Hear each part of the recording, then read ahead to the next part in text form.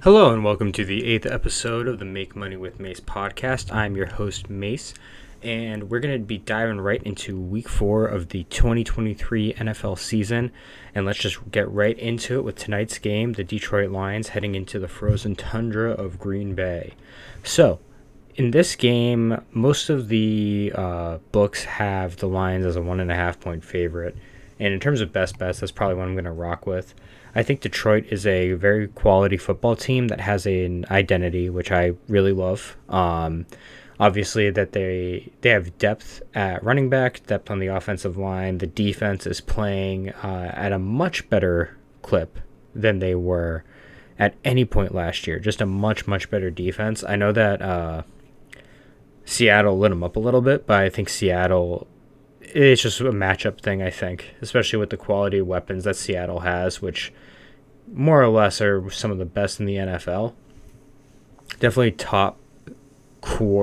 maybe top quarter. They're very good receivers between Metcalf, Tyler Lockett, Kenneth Walker at running back, Zach Charbonnet.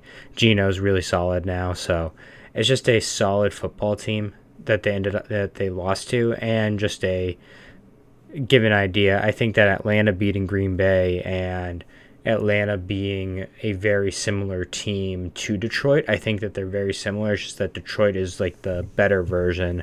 Not better coached, but I think just a better rostered version, especially at the quarterback position.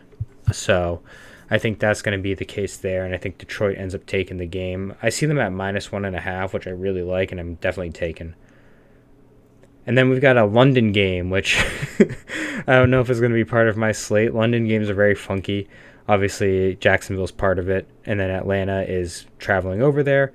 I have to find some London game statistics, but overall, Jacksonville is very good in London, obviously. I feel like unders hit in London very well. A lot, too. London NFL betting trends. Let's figure this out. But overall, Jacksonville needs a bounce-back game, and the impact of London on NFL betting from the Action Network. All right. So, 17 NFL games have been played in London since 2007. 59% clipped the favorite and over. So, whoever the favorite is, that's 10 out of 17. You want to take the favorite and the over. So, there we go. Let's take a look at this. NFL teams are 11-22-1 against the spread the week before. Yeah, I don't like it. But if we are just going to roll with the favorite and bet the favorite when it comes to the London game, I'm totally down with that. And Jacksonville is a 3-point favorite on what amounts to a neutral field, well, home field for them. So I think that if you want to bet London, London's very funky. I think Jacksonville being very experienced in London, even with the youngish roster, they've already made the trip. I don't know if Atlanta's made a full overseas trip at any point recently. So on pure experience and the fact that the favorite tends to win, and if you're going to prop it favorite plus over, the over's at 43.5 or 43 at most books.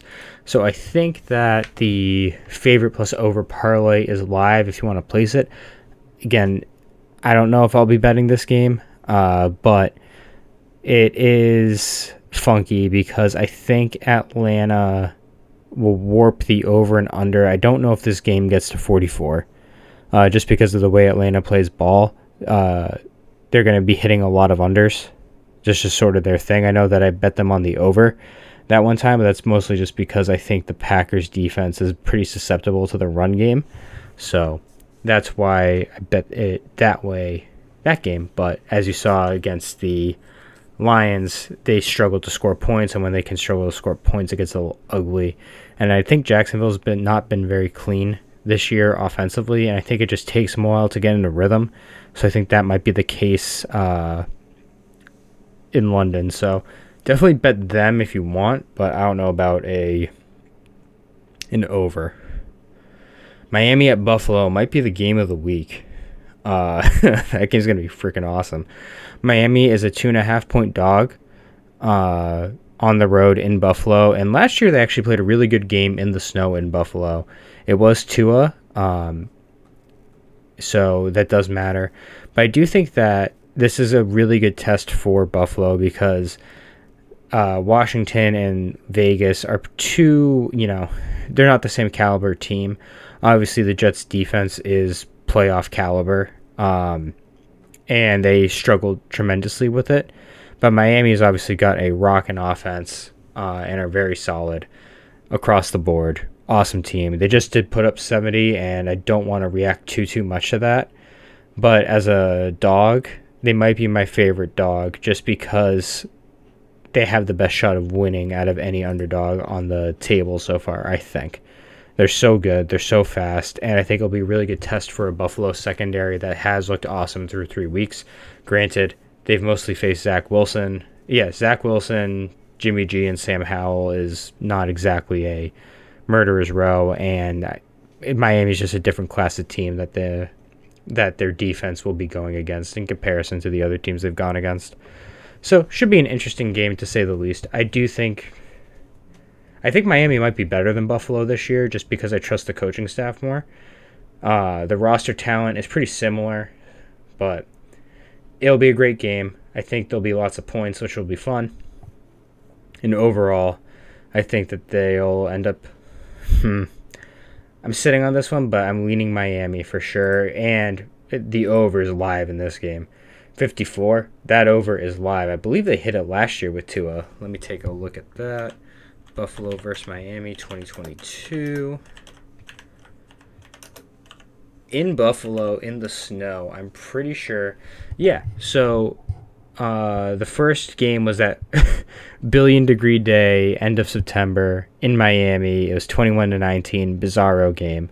Then later in the year in December, Buffalo beat the Dolphins 32-29. Obviously, that over hit. So I do think that will be the case in this game. I think the over's live. I think Miami's live. Don't know what I'm going to bet yet, but I'm leaning Miami as my favorite dog for sure. Then we go to the Minnesota Vikings running into the Carolina Panthers. I think Minnesota is they're due. They've lost 3 one-score games to open up the year. And obviously that's some of that one-score game luck regressing. But I think they're too quality. Like, there's too many good players on that team for them to actually be, 0-3. Like, their 0-3 is a very different 0-3 than Carolina's 0-3. So I do think Minnesota ends up taking it this game. I could see Justin Jefferson taking advantage of a weakened secondary that Carolina's got going out there. And... yeah, I think it's pretty straightforward. I think Minnesota is just overall a better football team, and they desperately need this. Whereas Carolina is just figuring things out and figuring out who's going to be around next year, how to keep building around Bryce, that sort of thing. And Bush makes it easy to move on to Denver at Chicago. Oof. I don't know about this one. I do not know about this one. I'm staying away from this game in all facets. If you're a real sicko,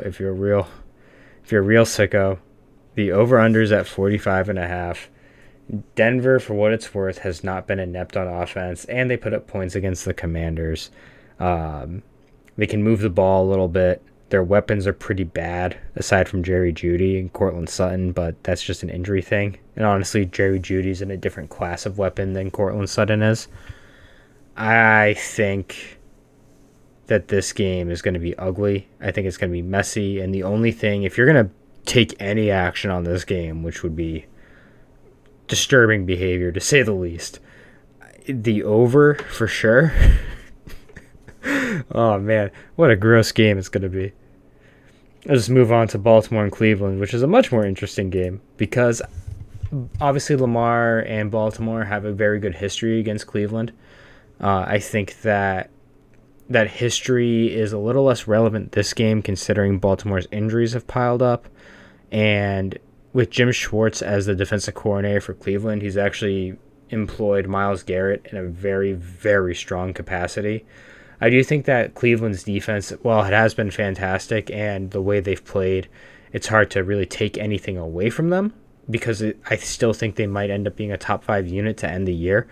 But they faced Joe Burrow, who hadn't been in training camp. Like, that was his first actual game action of any capacity since camp started. Then they face Pittsburgh, who Matt Canada might be the worst play caller in the NFL. It's pretty dang close. If it's not him, he's very close to the bottom. And then a Tennessee team that's like quasi rebuilding, retooling, and Ryan Tannehill just isn't it at this point, and I think they know that. So, and Derrick Henry is, I think, in his 30s now, so it is like one of those things where Tennessee's not the best weapons wise. Obviously, Pittsburgh's got issues with the play calling, and then Cincy, Joe Burrow also just doesn't beat Cleveland. It's a weird thing they've got going on. And while Watson did look all right, he still had a Carson Wentz play in him, and I just don't trust his ability to play competent football in most capacities. A lot of his throws are Amari Cooper bailing him out. So I do... It's a weird one, but Cleveland is getting the standard 3 points a home team does get, which means Vegas thinks this is a pick-em, and that's sort of how I feel. I think if you just look at coaching staff and quarterback, which are arguably the two most important things, Baltimore has the edge. Baltimore is injured to hell and back. I don't know the status of Tyler Linderbaum or Ronnie Stanley, and that will make a huge difference, especially against Myles Garrett. But I do think Cleveland could be susceptible. Like, it could be something where they've been great, and then Todd Monken is able to dial some stuff up for Lamar. It should be a clean weather game, but I don't know. If you were to bet it, I do think the under is a good bet because I do think Baltimore will be able to keep a lid on whatever Cleveland will try to do offensively, especially with no Nick Chubb. So, with that being the case, the number's at 40.5. I could see this game being like 20-17. The most I could see this game being is 24-17. But I do think that these defenses will be stingy enough. The play calling, like, it'll be tight. It's a division rivalry game. Most divisional games, I feel, as if go under just because of sheer familiarity. But I do think that the under might be a good take in this one. We go to Pittsburgh at Houston. Man, I love Houston right now. I think Houston's going to kick their ass. I'm not going to lie. I think Houston found something last week against Jacksonville, and they're 3-point dogs. Oh, home dogs. This might be a money line bet, honestly. Like, there's some dogs I'm really liking in this one. What's their money line? Oh my God, plus 124 at DraftKings, plus 122 at FanDuel. Pittsburgh just isn't it this year. Like, they don't. I know they're 2-1, but it's such a fraudulent 2-1. Like, they beat the Browns without getting inside of the Browns' 30-yard line, and then they beat a Raiders team that I think Aiden O'Connell or Brian Hoyer is going to be starting this week, potentially. I know Jimmy G's banged up, so I don't know. Weird game. Weird game, and I don't know how much I like it. I do think that Houston... I love the way CJ Stroud's been playing. He's been so good. The consistency, he's got touch, he's got anticipation. The weapons around him are good. Tank Dell's a beast. Nico Collins is really good. Laramie Tunsil's getting back. The offensive line's getting healthy. Damian Pierce is going to start rolling. Like, Houston's got something. They've got a really good thing going on. D'Amico's a great coach. Will Anderson's been balling. They really got something, and I think it would take TJ Watt wrecking the game or Alex Highsmith wrecking the game for Pittsburgh to even have a chance in this one. But them being 3-point favorites is just seeing the team names and not recognizing where they're at at this moment in time. I think Houston's actually in a much better spot. So I don't know if I'll have action on this as a best bet, but I really do like Houston in this matchup. Going to move on to the Rams at the Colts. I know the Rams just lost to Cincy, but Cincy's got a really solid defense. I know the Colts did just beat the Ravens, but that was in the rain, and rain games you can only take so much from. I think that the Rams have been better than what they've showed, and the Colts have sort of overperformed to what their roster is. They're not terrible, but I do think overall the Rams are just a better unit and a more trustworthy unit from my perspective in terms of like, oh, who's going to win games, that sort of flavor of the thinking. So with that being the case, I do think I just like it's hard to bet against a team when, again, coach and quarterback. McVay's great. Stafford can be great. Puka Nakua is great. I love that guy. Aaron Donald can wreck the game. And with the Colts, you just never know with consistency. If Anthony Richardson's back, that would obviously make their offense a little more dynamic in the run game. However, I do think that the rookie factor against a Leslie Frazier defense and just like, oh, that's Aaron Donald, and you're just not having faced anything like that at any level could play a factor.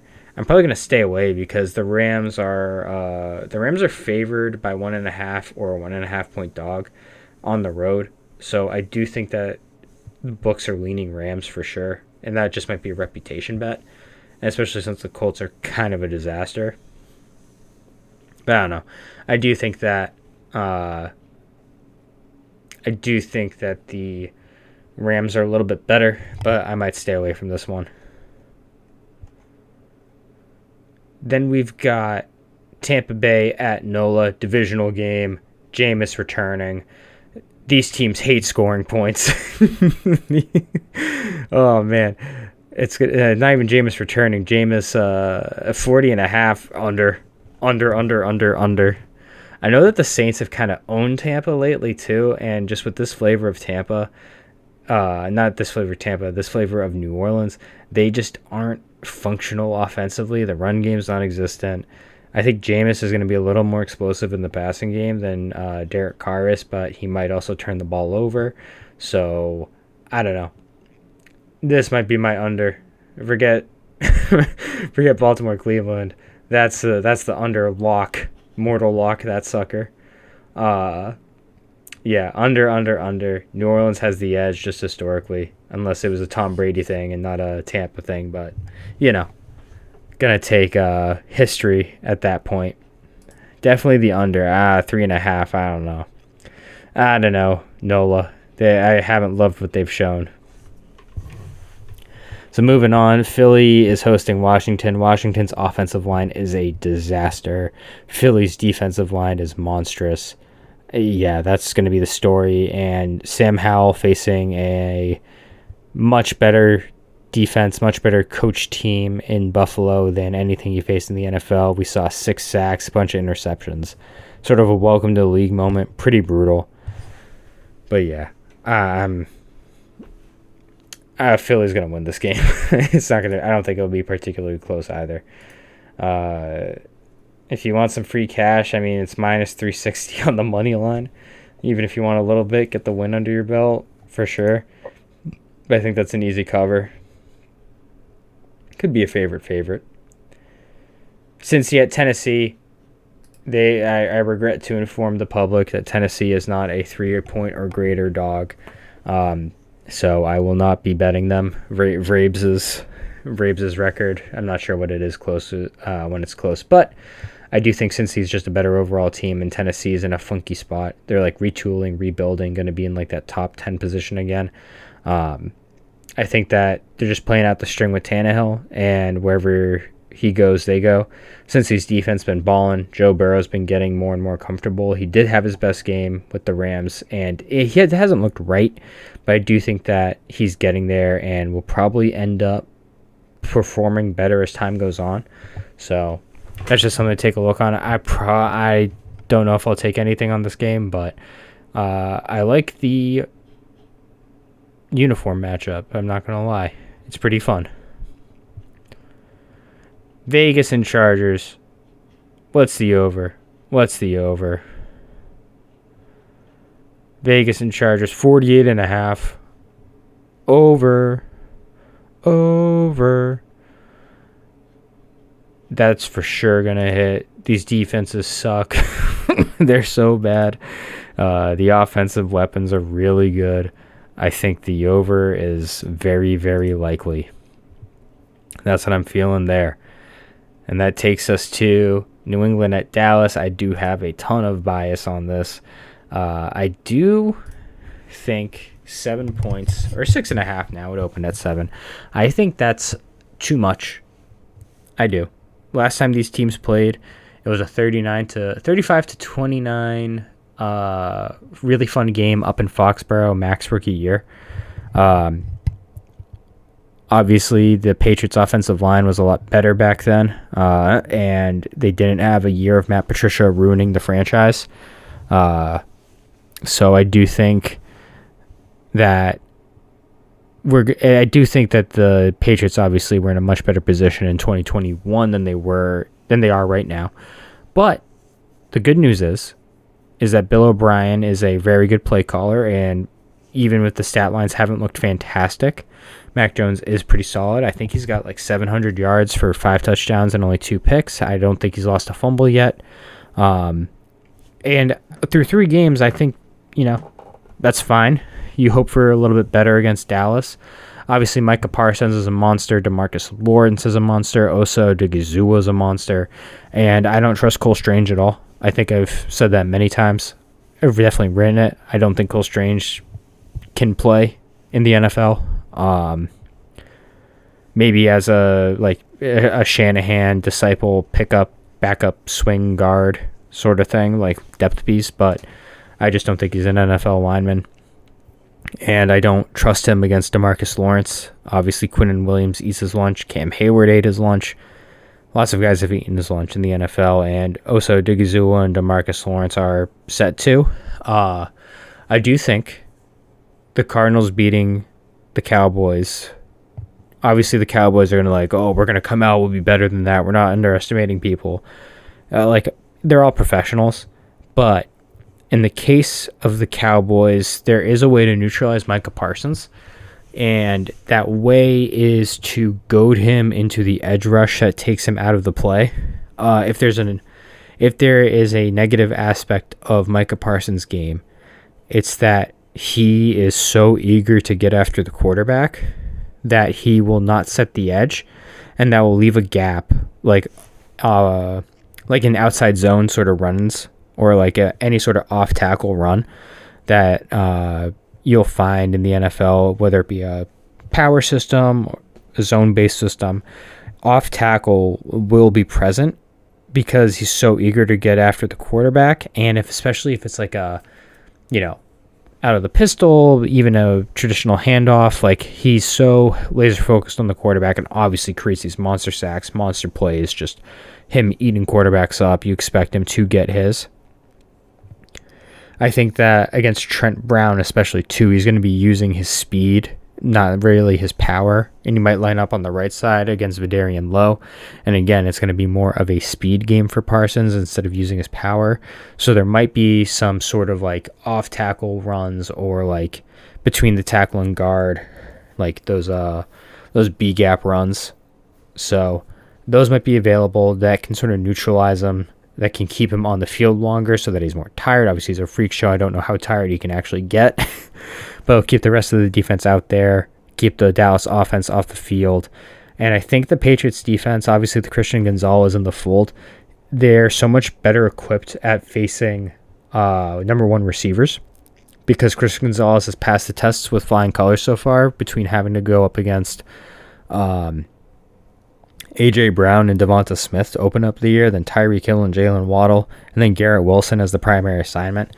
CeeDee Lamb is obviously in that caliber, and but the good news is that Dak Prescott, if you're a Patriots fan, which I am, Dak Prescott is pretty dang prone to turnovers. And I think that the Patriots defense is pretty good at forcing mistakes out of quarterbacks who are turnover prone. So I think that, and something with Dallas too that is worth mentioning is that they have a solid offensive line, obviously very solid offense. Brian Schottenheimer and Mike McCarthy are not the play callers Kellen Moore is, and their red zone efficiency is plummeted. And I think that without Kellen Moore there to sort of guide Dak, I think that you're going to see less efficiency from him overall. And with that being the case, I think this game is probably going to be low scoring, but something with Dallas's defense where they were run on quite easily. They are such a track meet, pin your ears back, get after the quarterback type of team, that if you can sort of slow the game down, get in the mud the way Arizona did. And Arizona is not as talented as New England and offense. They just aren't. Obviously Marquise Brown and Rondale Moore are good weapons. definitely are, not taking anything away from those two. But the offensive lines are comparable. I'd say the Patriots is probably a little bit better. And then James Conner, Ramondre are pretty comparable running backs. So I think that the Patriots can replicate that plan of run the ball, sort of neutralize them on that side of things, and just don't keep them off schedule. Plug up the run a little bit. Obviously, that's going to be harder without Devon Godshaw and Daniel Aquale, who are going to be out for a long time. I think Godshaw is out for the year. But they did just sign a run stuffer off the Cardinals practice squad. And I just think that this is going to be a good matchup. I think like I said, 6.5 is too much, I think. I don't know if the Patriots will win, but I do think it will be a very competitive ball game. And I think that, we're going to see who these teams really are, sort of thing, or really are through September, sort of thing. Actually, October, rather. So, there are encouraging signs, though, where the Patriots front did handle the Jets front pretty well, and I think those two fronts are pretty comparable. It was a rain game, too, so, I do think that this will be a tight game. I'm hoping for the Patriots win. I don't think 6.5 is a good number. If this was like 4.5, for sure. For sure. That makes sense to me, but touchdown, I don't know. The math's not mathing. Arizona at San Fran. Just take San Fran and call it a day. Maybe on the money line. 14-point favorites is a bit rich. But San Fran should be that much better. I mean, they kicked the crap out of the Giants, who the Giants did lead a massive comeback on Arizona. But San Fran's so much better than Arizona. 14 is pretty rich, but that's why they set it at 14, right? Ooh, then Sunday night game. Kansas City Chiefs hosting the New York Jets. Just take the Chiefs and get it over with. This game's going to be brutal. Just brutal. God. Aaron tearing his Achilles has ruined the primetime games for a while. Then Monday night, Seattle going to New York. Seattle's going to kill them. New York is such a mess. Both New York teams, they're just terrible messes. But they're fun, terrible messes. I think there's going to be lots of fun points to be had in Seattle's case. But yeah, them being excuse my yawn, sorry. Them being a +1 dog doesn't really make sense to me. Seattle, that's a Monday night game. Previewing it a little bit. But yeah, I don't know. Covers.com is a really good resource. Use it for your betting purposes as well. I'm not sponsored, but I use them. If they want to sponsor me, for sure. Just going to take a look at college real quick. Utah at Oregon State. That is Friday night. I kind of love that. Kind of do. But I only have one more day left to make a Penn State Northwestern bet with PSU at to cover 27. They could do it. They really could. Northwestern's terrible. Utah at Oregon State. I'm just going to watch that. I'm just going to enjoy that game. Not even gamble on it. What do we got? Minnesota's hosting the Raging Cajuns as an 11-point favorite. That's weird. Colorado and USC. Oof. USC is 21.5-point favorite. It is on the road, but USC's defense is terrible, so Colorado's probably going to be able to score some points. Just taking a look-see. Okay. Go UMass. Beat Arkansas State. Probably not. They're terrible. Michigan's only a 17-point favorite at Nebraska. That should be a lot more. Georgia's only 2-touchdown favorite against Auburn. That should be more. I don't know the last time Texas has beat Kansas. It feels like it's been longer than it should have been. Like, that feels like it's been a while. I do think that Texas is sort of maybe for real this year. They've got lots of big boys up front finally. I don't know. I'm going to bet on Saturday. Probably Penn State. just as a preview. One last September James Franklin. Ride out the month. Why not? It's an easy thing to do. But yeah. That's been the NFL preview with a bit of college sprinkled in. Want to shout out the Baltimore Orioles for riding out the season with me. I won't be betting on them against the Red Sox because that's just a personal rule I have. I probably should, but I don't like betting on teams I have a lot of emotional attachment to. But yeah, that's going to be the pod. Thanks for listening, everybody. Going to be back again next week. Probably going to do a little bit MLB preview next week, too. So stay tuned for that, and I hope everyone's enjoying. And let's make some money. Peace.